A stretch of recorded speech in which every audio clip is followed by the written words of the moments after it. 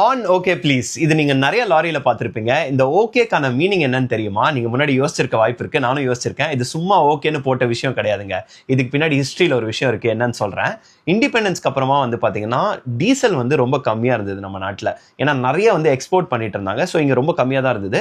But இருந்தாலும் நம்ம goods எல்லாம் ஒரு இடத்துல இருந்து இன்னொரு இடத்துக்கு போகணும் இல்லையா? ஸோ அதுக்கு வண்டி மூவ் ஆகணும். அதுக்கு வந்து நம்மளுக்கு ஃபியூவல் தேவைப்படும். ஸோ என்ன பண்ணாங்க அப்படின்னு பாத்தீங்கன்னா கெரோசினை வந்து ஃபியூவலோட மிக்ஸ் பண்ணி யூஸ் பண்ண ஆரம்பிச்சாங்க. கெரோசின் நம்மளுக்கு ஆப்வியஸ்லி தெரியும் இல்லையா? அது வந்து ஃபிளேமபிள், அதாவது பத்திக்கும். அண்ட் ஆல்சோ ஸ்மோக் அதிகமாக வரும். அண்ட் இதை யூஸ் பண்ணும்பொழுது வண்டியும் ரொம்ப ஸ்டேபிளாக இருக்காது. அந்த மாதிரி விஷயங்கள்லாம் அந்த டைமில் வந்து டிரைவர்ஸ் ஃபேஸ் பண்ணாங்க. ஸோ அதுக்காக தான் என்ன பண்ண ஆரம்பிச்சாங்கன்னா ஹார்ன் ப்ளீஸ் ஆன் கெரோசின் அப்படின்ற மாதிரி பின்னாடி டைப் பண்ணாரு, அதாவது எழுத ஆரம்பிச்சாங்க. அதாவது ஒரு வண்டி அவங்கள ஓவர்டேக் பண்ணும்பொழுது ஹார்ன் அடிச்சு நான் உன்னை ஓவர்டேக் பண்றேன்ற வார்னிங் எனக்கு கொடுங்க, ஏன்னா என் வண்டி அவ்வளோ ஸ்டேபிள் இல்லை அப்படிங்கிறத வந்து அவங்க மற்ற டிரைவர்ஸ்க்கு கன்வே பண்ண நினைச்சாங்க. அந்த ஆன் கெரோசின் அப்படிங்கிறது தான் காலம் மாற மாற அது வந்து ஓகே அப்படிங்கிற ஒரு விஷயமா மாறிச்சு.